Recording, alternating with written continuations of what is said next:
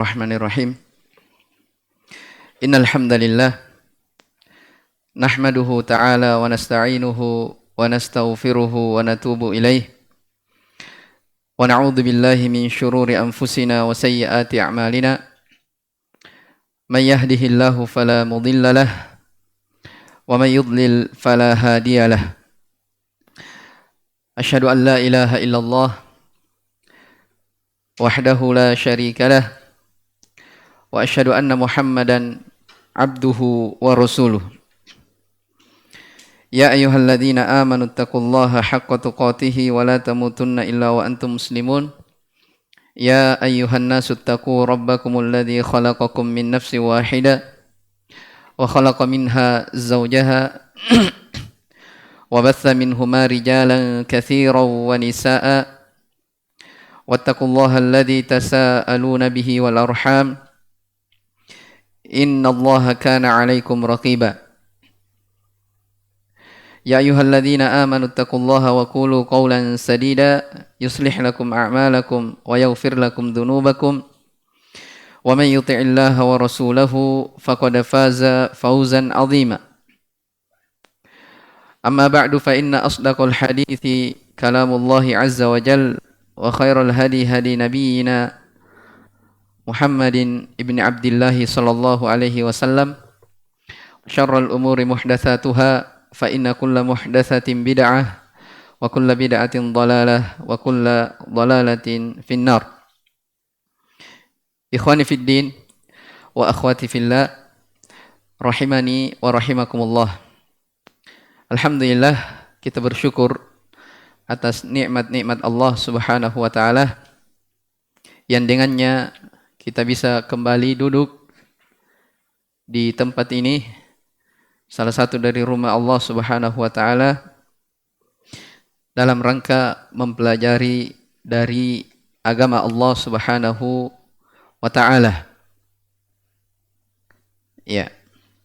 Kita belajar menuntut ilmu agama adalah sebuah nikmat yang sangat besar, yang dimana nikmat ini tidak semua orang diberi.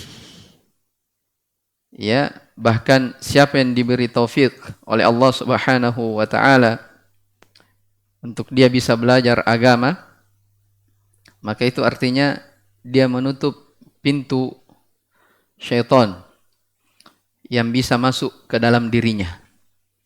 Ya, oleh karena itu kata Imam Ibnul Jauzi rahimahullahu taala, a'zamul bab alladhi yadkhulu syaitan 'alan nas wa huwa al-jahl. Kata beliau, pintu terbesar yang syaitan itu masuk kepada manusia adalah pintu kejahilan. Ya.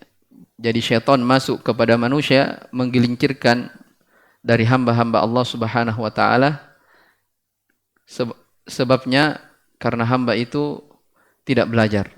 Ya, maka siapa yang diberi taufik untuk menuntut ilmu, datang taklim, bermajlis, maka itu adalah sebuah nikmat yang sangat besar yang tidak diberi kepada semua orang. Ikhwani fid din wa akhwati fillah rahimani wa rahimakumullah. Insyaallah taala di malam hari ini pertemuan perdana kita dalam membaca kitab yang sangat penting untuk diketahui, yaitu kitab Al-Qawaid Al-Arba'. 4 kaidah penting di dalam agama. Taib. Kitab ini sangat ringkas. Ya. Kalau kita lihat matannya hanya beberapa saja. Ya, tapi subhanallah, penulisnya Syekh Muhammad bin Abdul Wahhab rahimahullah taala ya memberikan kesimpulan-kesimpulan tentang bagaimana seseorang itu memahami tauhid dan memahami dari lawan itu lawan dari tauhid itu sendiri, yaitu kesyirikan. Ya, dan buku ini juga ya lanjutan dari apa yang telah kita baca sebelumnya, yaitu kitab Thalathatul Usul. Ya, mungkin kita langsung saja masuk ya di buku. Ya. Buku ini disebut dengan Al-Qawaid Al-Arba'ah. Kadang juga dibaca dengan Al-Qawaid Al-Arba'. Kadang pakai tak marbuto, kadang tidak. Ya. Yang ditulis oleh Syekhul Islam Imamul Mujaddid Muhammad bin Abdul Wahhab rahimahullahu taala. Ya, nama penulis buku ini saya kira hal yang masyhur ya di tengah-tengah kita. Ya, beliau diberi gelar dengan Imam Al-Mujaddid. Beliau sang pembaharu. Ya, di waktu itu negerinya dipenuhi dengan kesyirikan. Masyarakatnya berdoa ke kuburan. Ya, ada yang datang ke pohon kurma meminta. Ya, macam-macam dari jenis-jenis kesyirikan yang terjadi di zamannya. Tapi bersamaan dengan itu, ya, beliau diberi taufik oleh Allah Subhanahu wa taala untuk berdakwah di atas tauhidullah, memberantas dari kesyirikan. Dan alhamdulillah kita lihat hingga hari ini kita lihat hasilnya dari negara Saudi Arabia. Itu berkat dari dakwah beliau Syekh Muhammad bin Abdul Wahhab rahimahullahu taala. Taib, di buku ini atau sebelum kita masuk, jadi judul buku ini namanya Al-Qawaid Al-Arba'. Al-Qawaid dia dari jamak dari qaidah. Jadi qawaid itu artinya kaedah-kaedah. Ya, pondasi-pondasi atau rumus-rumus. Itu kalau diterjemahkan ke dalam bahasa Indonesia. Dia jamak dari qaidah. Apa itu qaidah? Qaidah itu kata para ulama al-aslu alladhi yatafarra'u anhu ghairuhu. Dia adalah pokok yang selainnya bercabang di atasnya. Ya, banyak cabang-cabang yang terkait dengannya. Itu kaidah ya. Ya, jadi kalau bahasa kita kadang dikatakan rumus. Ya. Ya, yang paling dekat ya rumus. Dan kaidah sendiri sudah bahasa Indonesia ya. Sudah menjadi bahasa Indonesia. Taib. Sebagai ulama mengatakan al-qaidah itu dia al-aslul ladzi yarji'u ilaihi al-furu'. Dia adalah asal pokok yang cabang-cabang itu kembali kepadanya. Ya, jadi kalau misalnya ada pohon, ya, akarnya itu disebut sebagai apa? Qaidah. Ya, qaidah. Jadi cabang ya dari ranting-ranting pohon itu cabang namanya. Jadi seluruh cabang nanti bertemunya di mana? Di qaidah itu. Ya, karena dibahasakan dengan pondasi. Ya. Taib.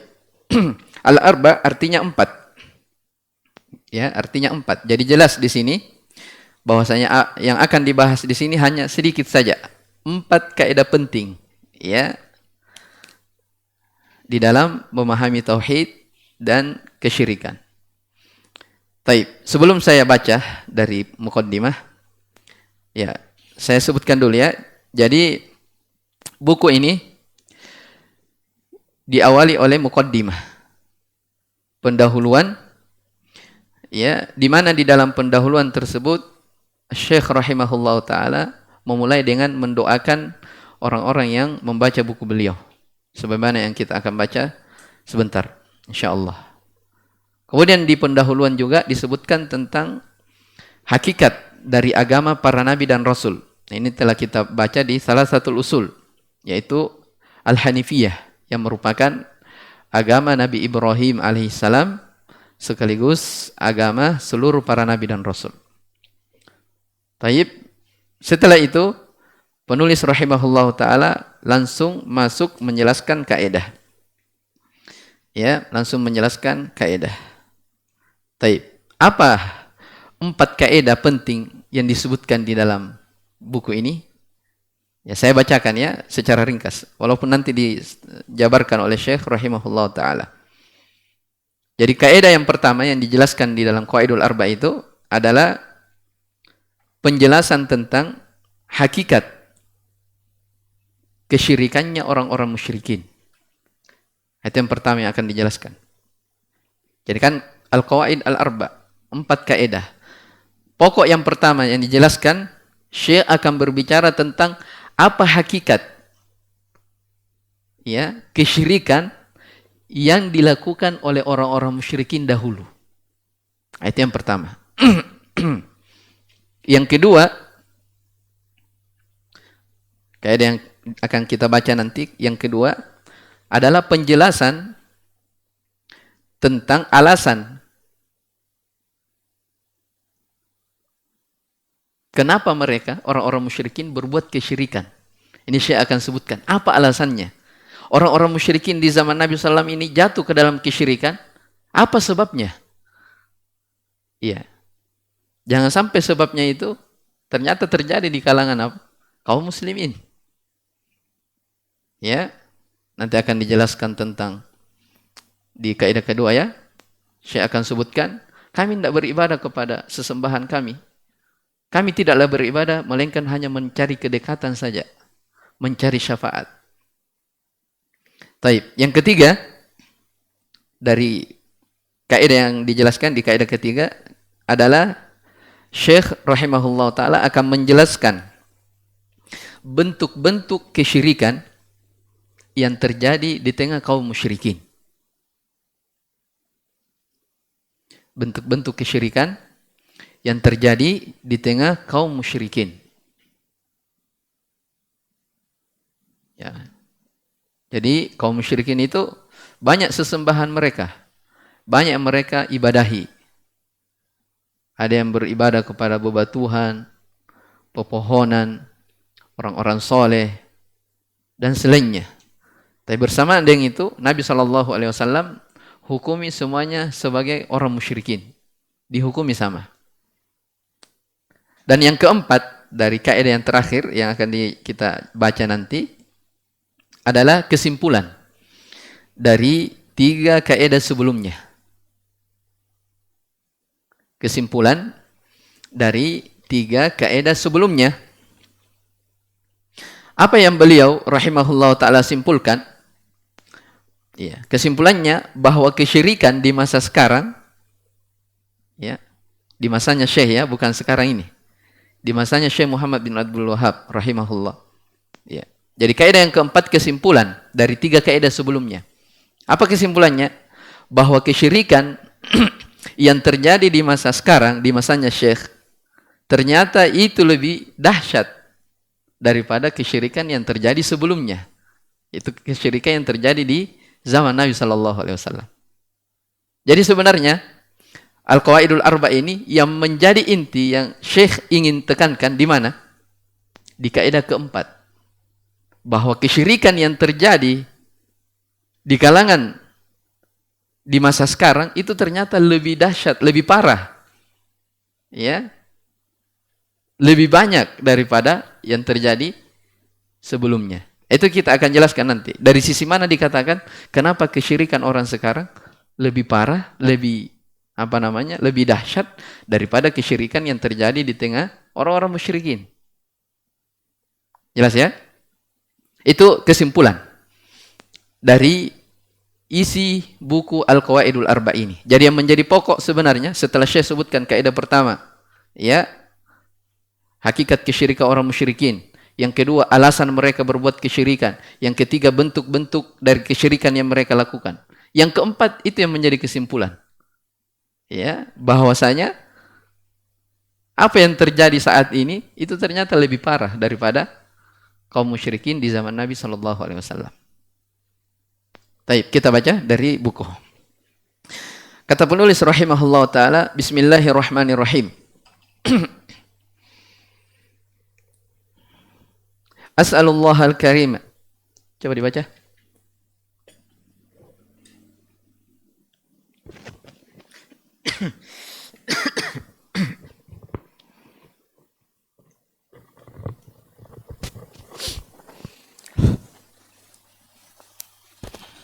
أحسن الله إليك.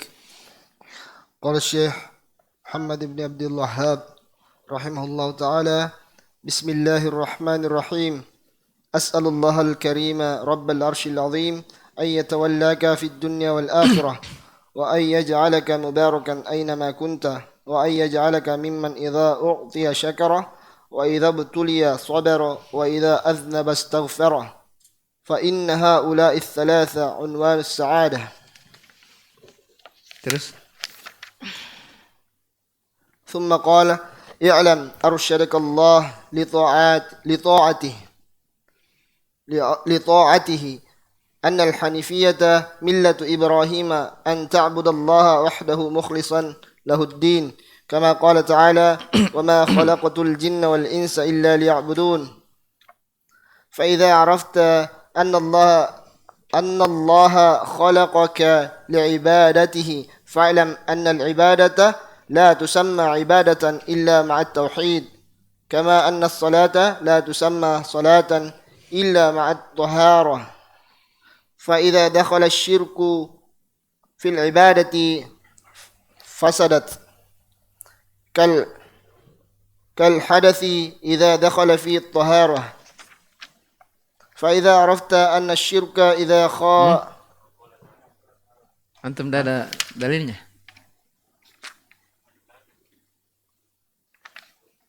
Tapi memang kayaknya sebagian cetakan tidak ada ayatnya ya, dalilnya. Dan ini kebanyakannya ada ya. Kama qala ta'ala, "Ma kana lil musyrikina ya'muru masajidallah syahidina ala anfusihim bil kufur ulaika habitat a'maluhum wa fin nari hum khalidun." Antum dah ada itu? درست. Baik. Terus. فإذا عرفت أن الشرك إذا خالت عبادة أفسدها وأخبط العمل وصار صاحبه من الخالدين في النار عرفت أن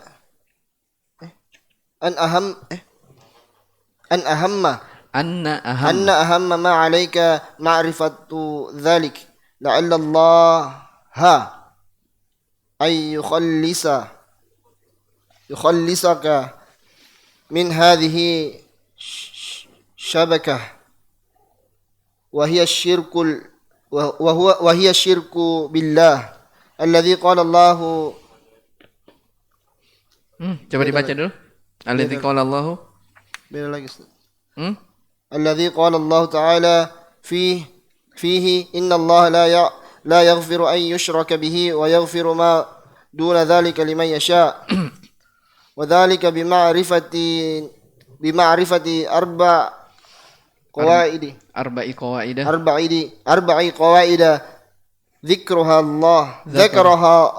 ذكرها الله تعالى في كتابه. Baik. Barakallahu fiik.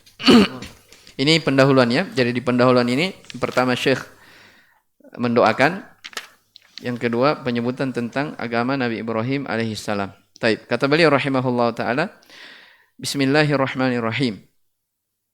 Dengan menyebut ya seluruh nama-nama Allah yang Maha Ar-Rahman dan Maha Ar-Rahim. Ya. Ini telah kita sebutkan juga tentang basmalah dan sering berlalu ya. Di para ulama rahimahumullah taala, mereka menulis buku ya senantiasa di awal tulisan mereka mulai dengan apa? Dengan basmalah, Bismillahirrahmanirrahim. Itu dengan dua alasan yang paling pokok. Yang pertama karena mencontoh kepada Al-Quran, karena seluruh surah yang berada di dalam Al-Quran diawali dengan basmalah, kecuali surah At-Taubah. Taib. Yang kedua, mencontoh kepada Nabi sallallahu alaihi wa ala alihi wasallam. Ya, di mana Nabi sallallahu alaihi wasallam pada tulisan-tulisan beliau diawali dengan basmalah. Ya, ada hadis yang menjelaskan tentang masalah ini. Hanya para ulama ahlu hadis berselisih akan kesahihannya. Ya. Taib. Bismillahirrahmanirrahim. Bismillah. Jadi Allah, kata Allah itu disebutkan oleh para ulama disebut juga dengan nama al-ismul a'zam. Alladzi ya'udu ilaihi al-asma al-husna. Ya. Jadi lafzul jalalah Allah dia adalah nama yang terbesar dari nama-nama Allah. Ya, makanya itu yang biasa dipakai. Ya, Allah, Allah Subhanahu wa taala. Ya, makanya dikatakan ismul a'zam, nama yang paling besar di mana seluruh asmaul husna, nama-nama Allah yang indah kembali ke mana? Kembali ke situ. Ya, kembali ke Allah. Dan apa artinya Allah? Ya, Allah itu artinya al-ma'luhu ya, hubban wa ta'ziman wa ijlalan. Artinya yang diibadahi, yang disertai dengan kecintaan, pengagungan dan pemuliaan. Itu asal makna apa? Lafzul jalalah Allah. Jadi kalau ditanya apa artinya Allah, kita katakan al-ma'luh atau al-ma'bud, sama. Yang diibadahi disertai dengan apa? Hubban, kecintaan. Ya, bukan sekedar beribadah, tapi apa? Disertai dengan kecintaan, pengagungan dan pemuliaan hanya kepada Allah Subhanahu wa taala. Adapun Ar-Rahman dan Ar-Rahim itu dua nama dari Asmaul Husna. Ya, Ar-Rahman lebih luas cakupannya daripada Ar-Rahim. Ya, kenapa dikatakan lebih luas? Dari sisi bahasa Arab juga jumlah hurufnya lebih apa namanya? Lebih banyak. Ya, lebih banyak. Kalau Ar-Rahman dia 5 ya, Rahman. Kalau Rahim hanya berapa? 4. Ya, sementara kita ketahui kaidah ziyadatu al-mabna tadullu ala ziyadatil ma'na. Ya, adanya tambahan huruf, tambahan kata pada apa namanya? Tambahan huruf pada kata itu menunjukkan apa? Ziyadatul makna, ada tambahan makna. Ya, makanya para ulama menyebutkan kalau Ar-Rahman ya, Ar-Rahman itu sifat dzatiyah pada Allah Subhanahu wa taala.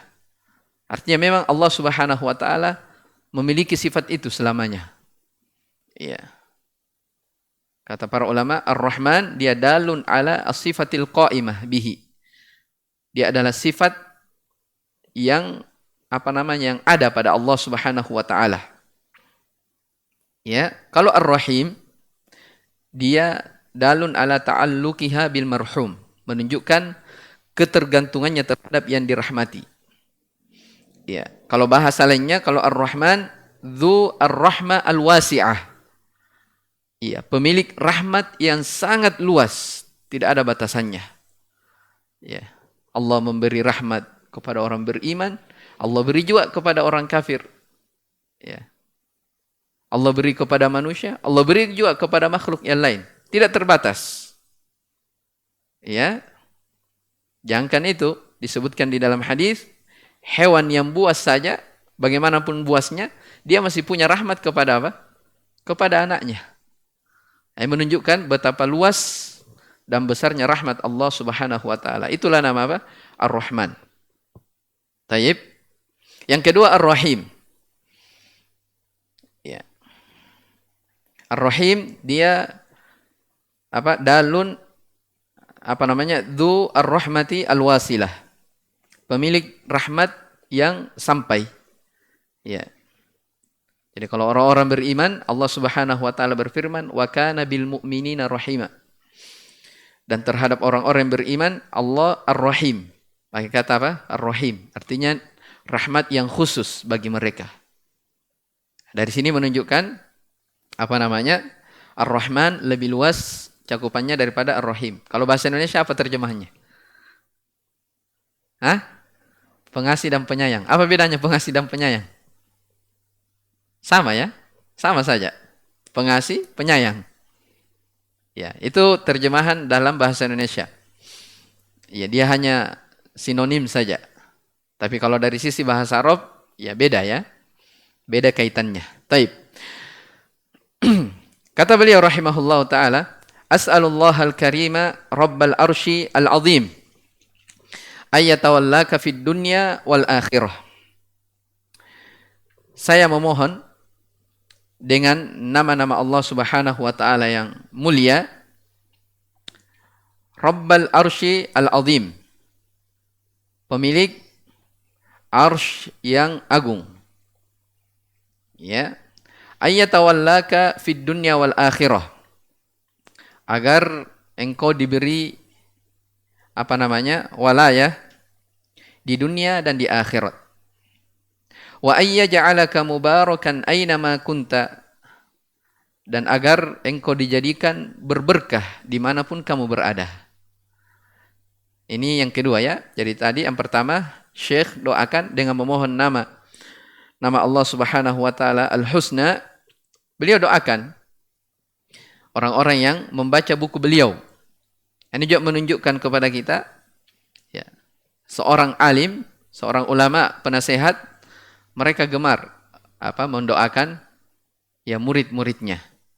Ya makanya kita dapat ya dari guru-guru kita yang mengajarkan, terkadang mereka mengatakan ya Allahu yahfadzuk, semoga Allah menjagamu. Ya. Rahimahullah dan semisalnya dari doa-doa. Taib. Wa iya ja'alaka mubarakan aynama kunta, semoga engkau dijadikan berberkah dimanapun engkau berada. Wa iya ja'alaka mimman idza u'tiya syakara, dan semoga engkau dijadikan sebagai orang-orang yang apabila diberi nikmat bersyukur. Ya, wa idza betuliya sabara, kalau dia diuji dia bersabar. Wa idza adnaba istaghfara, kalau dia berdosa dia kembali beristighfar. Kemudian kata Syekh, fa inna haula'i tsalath unwanu as-sa'adah. 3 hal ini merupakan lambang dari lambang keberuntungan. Taib. Ini doa dari penulis rahimahullahu taala. Ya. Jadi beliau berdoa dengan menyebut nama Allah Subhanahu wa taala dengan Asmaul Husna. Di sini disebut ya Al-Karim. Disebut Al-Karim. Disebut juga Al-Azim. Kata Al-Azim di sini, perhatikan, saya memohon kepada Allah, saya meminta kepada Allah yang Maha Mulia, pemilik Arsy Al-Azim yang agung. Di situ lihat ya, kalau di fathah, ini yang pernah belajar bahasa Arab. Kalau dia di fathah, Al-Azima, berarti dia ikut kemana? As'alullah al-karima rabbah. Iya, dia ikut ke Al-Karim. Atau dia sifat ke Rabbah ya, sifat ke Rabb. Berarti dia bisa dibaca fathah. Kalau dibaca kasroh, Al-Azimi, berarti sifat kemana? Ke Arsy. Jadi Arsy yang disifati Al-Azim kalau di kasroh. Tapi kalau di fathah, ya berarti Asmaul Husna. Ya, kembali ke Ar-Rabb. Jelas ya? Taib. Apa doa Syekh yang pertama? Semoga engkau diberi wilayah. Afwan, bukan wilayah, walaya. Kalau wilayah itu kekuasaannya. Kalau walaya, fathah, itu apa? Perlindungan, pertolongan. Ya, perlindungan dan pertolongan. Jadi beliau doakan semoga engkau diberi pertolongan, perlindungan oleh Allah di dunia dan di akhirat. Di dunia dan di akhirat. Ya. Ini doa yang sangat agung. Ya. Kalau Allah Subhanahu wa taala sudah melindungi seorang hamba, memberikan pertolongan kepadanya, tidak ada lagi yang perlu dikhawatirkan. Tidak ada yang perlu dikhawatirkan. Makanya dalam Al-Qur'an Allah sebutkan ya, ni'mal maula wa ni'ma an-nasir. Allah Subhanahu wa taala itu sebaik-baik maula, sebaik-baik pelindung. Ya, wa ni'man nasir, dan sebaik-baik penolong. Ya. Ada masalah yang kita dapati, ada kesusahan dalam urusan kita, jangan banyak mengadu kepada kepada makhluk. Ya, banyak-banyak mengadu kepada Allah Subhanahu wa taala, minta pertolongan dari Allah Subhanahu wa taala. Allahu waliyul ladzina amanu yukhrijuhum minadh-dhulumati ilan nur. Allah Subhanahu wa taala adalah wali orang-orang yang beriman yang mengeluarkan mereka dari kegelapan menuju kepada cahaya. Taib. Itu tentang walayah. Di sini katakan di dunia dan di akhirat. Ya. Wa ayyaj'alaka mubarakan aina ma kunta.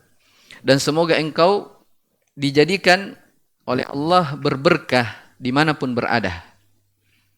Apa itu berkah? Kata para ulama, al-barakah artinya thubutu khairil ilahi fi syai'. Thubutu khairil ilahi fi syai'. Tetapnya kebaikan Allah Subhanahu wa taala pada sesuatu. Itu namanya apa? Berberkah. Ini bahasa Indonesia, sudah Arab sudah dibahasa Indonesiakan. Semoga kamu diberkahi. Semoga kamu diberkati. Apa itu berkah? Berkah artinya tetapnya kebaikan Allah pada sesuatu. Jadi Syekh doakan kita apa? Keberkahan. Ini sama ya dengan yang Allah Subhanahu wa taala sebutkan tentang Nabi Isa alaihi salam. Ya, di dalam surah Maryam ya, Allah Subhanahu wa taala sebutkan ya hikayat dari ucapan Nabi Isa alaihi salam, wa ja'alani mubarakan aina ma kuntu. Kata Nabi Isa, saya dijadikan berberkah dimanapun saya berada. Sama dengan ucapan Syekh di sini. Semoga Allah menjadikan engkau berberkah dimanapun kamu berada. Jelas ya? Ayat di surah Maryam ini, semoga Allah dan saya dijadikan berberkah dimanapun saya berada. Ya, kata Atha rahimahullah taala, berkah di sini mubarakan aina ma kunta ay ud'u ilallahi wa tauhidihi wa ibadati wahdah. Ya, orang-orang yang dijadikan berberkah dimanapun berada, mereka adalah orang-orang yang berdakwah di jalan Allah, mendakwahkan tauhid, mengajak manusia kepada beribadah. Iya, dan memang inti keberkahan ya berputar pada itu. Ya, berputar pada ibadah. Dan kata Imam Al-Mujahid rahimahullah ta'ala, apa maksudnya di sini?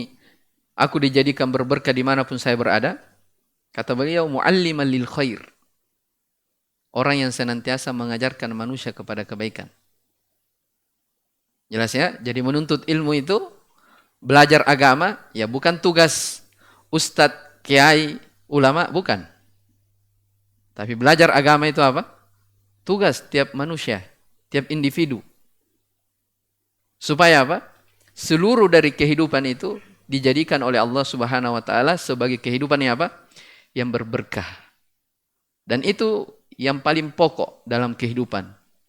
Ya, kita ingin segala aktivitas kita, pekerjaan kita, ya, keseharian kita semuanya menjadi apa? Menjadi hal yang diberkahi. Jelas ya? Sebagai ulama ada yang menyebutkan dijadikan berberkah dimanapun saya berada, maksudnya senantiasa memberi manfaat kepada manusia. Ya. Oleh karena itu datang dalam hadis Nabi SAW bersabda, khairun nas alladzi anfa'uhum linnas. Sebaik-baik manusia adalah orang yang memberi manfaat kepada orang lain. Ya. Dalam hadis juga, dalam hadis Abi Sa'id Al-Khudri, kata Nabi SAW, man istata'a minkum ayyamfa'a akhahu falyaf'al. Siapa yang bisa memberi manfaat kepada saudara-saudaranya, ya silahkan dia lakukan. Ya, dan ini masuk dalam apa? Keumuman firman Allah Subhanahu wa taala, wa ta'awanu 'alal birri wat taqwa wa la ta'awanu 'alal itsmi wal udwan. Tolong menolonglah di atas kebaikan dan ketakwaan, dan jangan tolong menolong di atas dosa dan maksiat, dosa dan permusuhan. Taib. Wa ayyaj'alaka mimman idza u'tiya syakara. Dan semoga Allah menjadikan engkau dari orang-orang yang apabila diberi dia bersyukur. Di sini 3 ya. Wa idza butuliya sabara. Kalau dia diuji dia bersabar. Kalau dia berdosa, kembali beristighfar kepada Allah Subhanahu wa taala. Kenapa 3 hal ini disebut oleh Syekh rahimahullah taala? Ya, kata para ulama, karena 3 hal ini, inilah perputaran keadaan manusia di atas muka bumi ini. Ya, 3 hal ini perputaran apa? Keadaan manusia di atas muka bumi ini. Terkadang ada orang diberi nikmat. Terkadang dia diberi ujian, cobaan. Terkadang juga dia apa? Jatuh ke dalam dosa dan maksiat.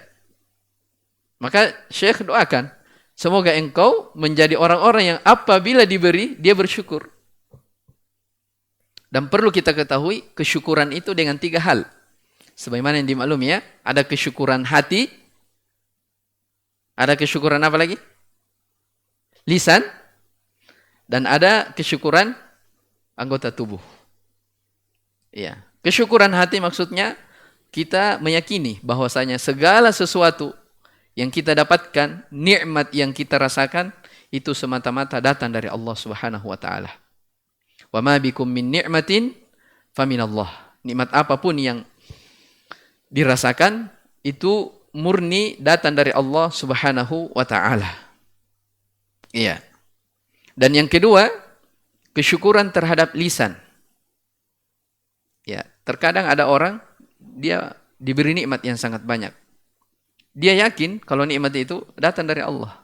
Tapi lisannya ini tidak pernah apa? Tidak pernah berzikir.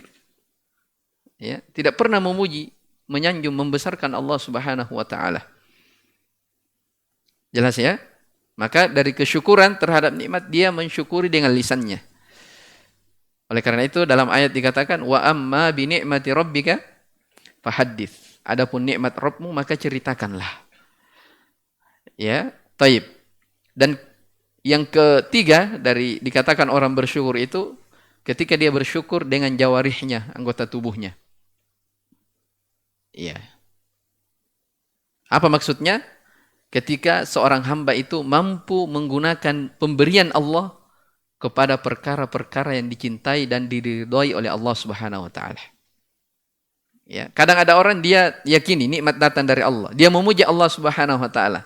Tapi tatkala dia diberi nikmat, ternyata dia gunakan nikmat tersebut kepada perkara-perkara yang diharamkan oleh Allah Subhanahu wa taala. Dan ini tidak dianggap sebagai orang yang apa? Orang yang bersyukur terhadap nikmat. Oleh karena itu kata Imam Salamah bin Dinar rahimahullah ta'ala, kullu ni'matin la tuqarribuka biha ilallah fahiya baliyah. Setiap nikmat yang engkau dapatkan yang datang dari Allah, nikmat ini tidak bisa mendekatkan dirimu kepada Allah, ketahuilah itu bukan nikmat, tapi itu adalah musibah. Ya, musibah. Allah berbuat baik kepada kita, kenapa dibalas dengan apa? Kejelekan. Ya. Kata Ibnu Qayyim rahimahullah ta'ala, tiap hari Allah Subhanahu wa ta'ala menurunkan dari langit rahmatnya, ya, catatan-catatan amalanmu ditulis, diangkat dengan catatan dosa. Pantaskah? Hal yang tidak pantas. Jelas ya? Jadi orang yang dikatakan diberi dia bersyukur ketika syukur hati, lisan, dan apa? Jawarihnya, anggota tubuhnya. Ya. Dan perlu diketahui juga di sini dari doa yang agung ini yang Syekh minta, pemberian itu ada yang sifatnya duniawi dan ada yang pemberian sifatnya apa? Ukhrawi, akhirat. Ya, ada orang diberi nikmat. Dia dimudahkan jalannya misalnya menuntut ilmu, pergi ta'lim, pergi belajar agama. Itu apa? Itu nikmat. Kebaikan yang sangat besar. Ya, hanya saja kadang-kadang sebagian orang selalu dia menganggap nikmat itu yang berkaitan dengan apa? Dunia. Ketika dia dapat harta, ya, tiba-tiba naik rezekinya, Masya Allah, nikmat dari Allah Subhanahu wa ta'ala. Ya. Giliran pergi taklim, ya lesuh. Padahal itu juga apa? Bahagian dari nikmat. Bahagian dari apa? Bahagian dari nikmat Allah Subhanahu wa ta'ala. Ya, jadi bersyukur atas segala nikmat pemberian dari Allah Subhanahu wa ta'ala. Baik itu kaitannya dengan agama ataupun masalah duniawi. Ya, kita bersyukur bisa belajar, kita mensyukuri nikmat itu, mungkin Allah akan beri, tambahkan kepada kita apa? Ilmu. Ya, karena kan la in syakartum la azidannakum. Ya, siapa yang bersyukur, Allah pasti akan tambahkan. Kita bersyukur bisa belajar, Allah akan tambahkan ilmu juga. Jelas ya? Taib. Kemudian wa idza betuliya sabara. Apabila dia diuji, dia bersabar. Ya. Dan ketahuilah kesabaran itu artinya yang dikatakan orang bersabar ketika inda as-sadamatil ula, ketika benturan yang pertama. Ya, ada orang mendapatkan ujian cobaan. Oh, sudah berkeluh kesah. Oh, kenapa saya begini? Kenapa begini? Ujungnya dia bilang apa? Ah, sudahlah, bersabar saja. Ya. Seperti kejadiannya yang Nabi sallallahu alaihi wasallam tegur dari seorang wanita yang menangis karena anaknya meninggal. Diperintah untuk bersabar. Orang ini bilang, kau tidak tahu seperti yang saya alami ini. Dia tidak tahu kalau yang tegur dia adalah Rasulullah sallallahu alaihi wasallam. Ya. Maka ditanya, itu adalah Rasulullah yang menegurmu tadi.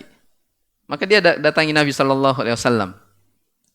Maka kata Nabi sallam, innamas sabru inda as-sadamatil ula. Kesabaran itu di benturan yang pertama. Ya, taib. Apabila diuji, dia bersabar. Dan perlu diketahui bahwasanya setiap orang itu tidak pernah lepas dari ujian dan cobaan. Ya. Tabarakalladzi biyadihil mulku wa huwa ala kulli syai'in qadir. Alladzi khalaqal mauta wal hayata liyabluwakum ayyukum ahsanu amala. Ya. Dialah Allah Subhanahu wa taala yang menciptakan kematian dan kehidupan untuk menguji kalian. Ujian. Siapa yang paling baik amalannya? Ya, kullu nafsin dha'iqatul maut. Setiap-tiap jiwa akan merasakan yang namanya kematian. Wa nabluukum bisyarri wal khairi fitnatan. Kami akan uji kalian dengan kebaikan dan kejelekan sebagai fitnah, bala ujian untuk kalian. Ya. Dan jangan kira orang yang dekat kepada Allah Subhanahu wa taala tidak akan apa? Tidak akan ada ujiannya. Tidak seperti itu. Ya. Semakin seseorang mendekatkan diri kepada Allah, ya, semakin orang mendalami agama, maka ujiannya semakin besar. Ya, kadang-kadang ada orang, ini saya baru kenal dakwah, baru pengajian.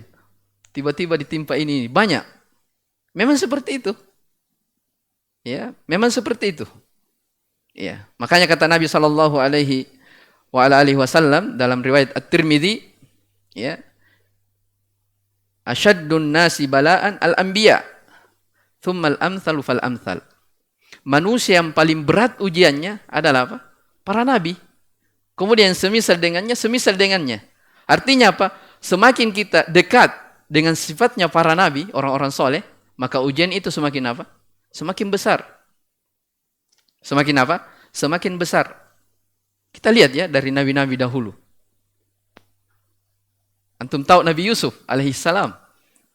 Iya. Saudaranya sendiri yang buang dia ke sumur. Iya. Setelah itu dipungut oleh musafir. Dijadikan budak. Iya. Setelah itu difitnah lagi dengan wanita. Panjang perjalanan beliau setelah apa? Ujian dan cobaan. Dan begitulah natullah. Ahasiban nasu ayyutraku ayyakulu amanna wa hum la yuftanun? Apakah manusia itu menyangka mereka sekadar mengucapkan, oh saya ini sudah beriman, saya ini sudah begini, lalu dia tidak akan diuji? Walaqad fatanna alladziina min qablihim. Sungguh kami telah menguji orang-orang sebelum mereka. Fala ya'lamannallahu alladziina shadaqu. Allah ingin tahu siapa yang jujur di dalam keimanannya dan siapa yang hanya berdusta. Iya. Wa minan nasi may ya'budullaha ala harf. Kata Allah Subhanahu wa taala, di antara manusia ada yang beribadah kepada Allah di atas keadaan tertentu saja. Ya. Maksudnya ya di kondisi senang saja dia dapat rezeki nikmat, dia rajin lagi beribadah, rajin ke masjid, rajin membaca Al-Qur'an, rajin berzikir. Dia beribadah di atas keadaan tertentu. Fa in asabahu khairun itma'an nabi. Kalau diberi kebaikan oleh Allah, tenang jiwanya. Ya. Tapi giliran apa? Wa in asabathu fitnah, kalau diberi fitnah ujian, inqalaba ala wajhihi, langsung dia berpaling. Ya. Langsung dia apa? Berpaling. Ini sama dengan ayat fa ammal insanu idza mabtalahu rabbuhu fa akramahu wa na'ama fa yaqulu rabbi akraman. Adapun manusia, apabila diuji oleh Allah Subhanahu wa taala dengan kebaikan-kebaikan, apa dibilang? Rabbi akraman. Rabbku telah memuliakan saya. Ya, jadi ukurannya dengan pemberian. Wa amma idza mabtalahu faqadara alaihi rizqa fayaqulu rabbi ahanan. Ketika dia diuji dengan kekurangan rezeki, ya, sulit pendapatan, ya, apa dia bilang? Rabbi ahanan. Tuhanku telah menghinakan saya. Ya. Dan orang-orang beriman tidak seperti itu.